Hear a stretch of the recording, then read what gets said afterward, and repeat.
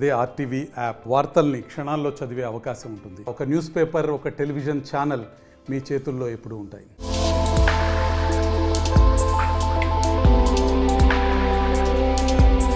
Mothers day, father's day, women's day ఇలా special రోజుల గురించి మాట్లాడేటప్పుడు అన్నింటికంటే ముందు గుర్తొచ్చే డే వ్యాలంటైన్స్ డే. అందరికీ ప్రత్యేకంగా ఓ రోజు ఉన్నట్లు ప్రేమికుల కోసమే ఈ వ్యాలంటైన్స్ డే. అసలు ప్రేమను వ్యక్తం చేయడానికి ఒక రోజు అంటూ ప్రత్యేకంగా గుర్తించాల్సిన అవసరమే లేదు. ప్రేమను ఎప్పుడైనా ఎలాగైనా వ్యక్తం చేయొచ్చు. అయితే వ్యాలంటైన్స్ డే జరుపుకోవడం వెనుక ఓ చరిత్ర ఉంది. అసలు వ్యాలంటైన్స్ డే అంటే ఏంటి? ఆ రోజును ప్రేమికుల రోజుగా ఎందుకు గుర్తిస్తారు? ఫిబ్రవరి 14న ప్రేమికుల రోజు ఎందుకు జరుపుకుంటారు? ఇప్పుడు తెలుసుకుందాం.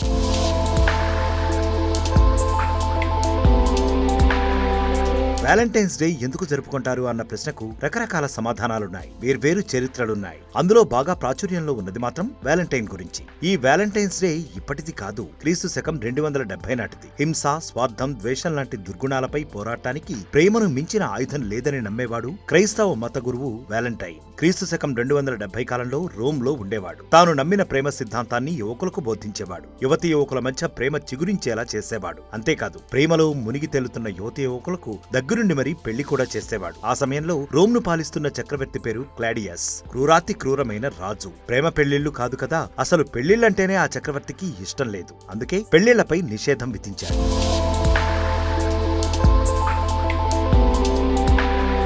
ఓవైపు పెళ్లిళ్లు అంటే ఇష్టం లేని రాజు క్లాడియస్, మరోవైపు ప్రేమ పెళ్లిళ్లను ప్రోత్సహిస్తున్న వ్యాలంటైన్. క్రమంగా అక్కడ ప్రేమ పెళ్లిళ్లు ఎక్కువైపోయాయి. ఏం జరుగుతుందా అని క్లాడియస్ సారా తీశాడు. వ్యాలంటైన్ ప్రేమ పాఠాల గురించి తెలిసింది. అంతే, ఈ ప్రేమలకు పెళ్లిళ్లకు వ్యాలంటైన్ కారణమని తెలుసుకున్న క్లాడియస్ అతన్ని బంధించాడు. రాజద్రోహం చేశాడన్న ఆరోపణలతో మరణశిక్ష విధించాడు. అయితే ఎంతో మంది ప్రేమ పెళ్లిళ్లకు కారణమైన వ్యాలంటైన్ జైలులో ఉండగా జైలు అధికారి కూతురితో ప్రేమలో పడ్డాడు. చివరికి వ్యాలంటైన్ ఫిబ్రవరి 14న ఉరితీశారు. చనిపోయే వరకు ప్రియురాలి గురించే తలుచుకుంటూ ఉన్నాడు వ్యాలంటైన్. యువర్ వ్యాలంటైన్ అంటూ అని ఆమెకు చివరి ప్రేమలేఖ కూడా రాసి చనిపోయాడు. అలా యువర్ వ్యాలంటైన్ అనే మాట ప్రేమికుడికి పర్యాయపదంగా మారిపోయింది.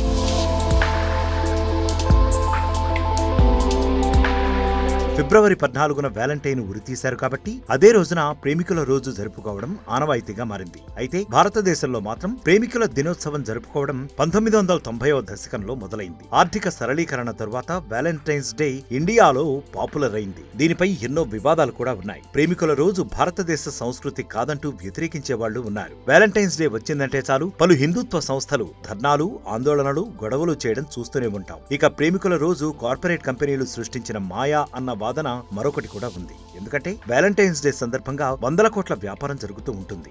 ఏది ఏమైనా ప్రపంచమంతా ప్రేమికుల మనసుల్లో వ్యాలంటైన్స్ డేకు ప్రత్యేక స్థానమైతే సంపాదించుకుంది.